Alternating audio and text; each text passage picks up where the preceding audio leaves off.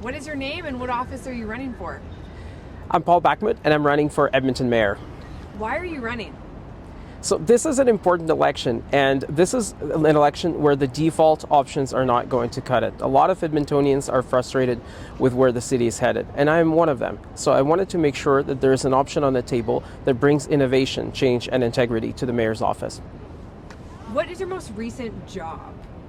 My most recent job has been advising Alberta's Minister of Technology and Innovation. If you are elected, what would be your first priority to fix? So the first priority to fix would be to have a citywide modernization plan for all city services, where we can take a look at what needs to be done, what we currently have, how long it's going to take, how much it's going to cost, and what needs to be done first and what needs to be done long term. How will you balance fiscal responsibility? So a big portion of my platform is about transparency. We have a $3.5 billion budget, and it is very important to understand where the money is currently going, where are we spending our money. So, which is why I'm suggesting that we adopt open contracting so we can see where every dollar goes and see that we're getting value for taxpayers' dollars. Construction long timelines definitely frustrate Edmontonians. What would you change, if anything, about how Edmonton plans and delivers these projects? So one thing that I got to learn through my previous work is modernizing services using technology and bringing innovation. And I think that construction suffers from it, but not just construction.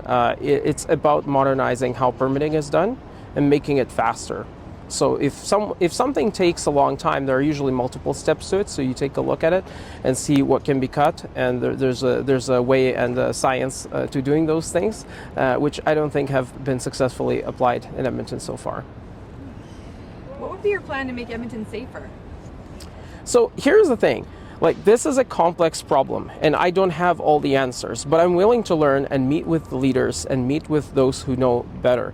So I would like to reestablish to have a great relationship with the province. We have a new police chief, so I would love to sit down with social agencies, with housing agencies, mental health support agencies, the province, police, and have a conversation about how we can work together, because I don't think this is a problem that one single person can solve. And as mayor, I would be willing to be a champion to drive this relationship forward. That'll bring up my question from later on. What do you think about the city's relationship with the province, and how do you think it should be?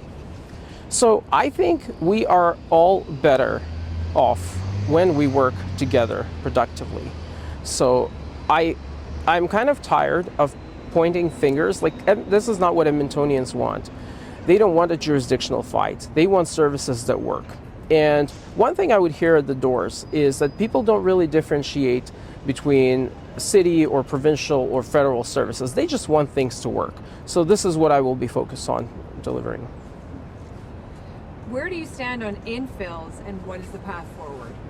So an infill, look, I get the argument pro-density. I think Edmonton is a very low-density city, and having density is beneficial. But the way it was done, this is a good example of a one-size-fits-all policy that, without proper engagement, without proper consultation, frustrates people in certain neighborhoods that are affected by infill. So because one thing that happens is when you think about infill as in having more vibrancy downtown, but you end up with an 8-plex mid-block that nobody asks for, this is a problem. So I would handle it by revisiting those changes to add more nuance. And I would really love to create a new citizen engagement platform that will make sure that any project going forward has meaningful input from citizens, where services are co-created with the community instead of just being thrown at citizens.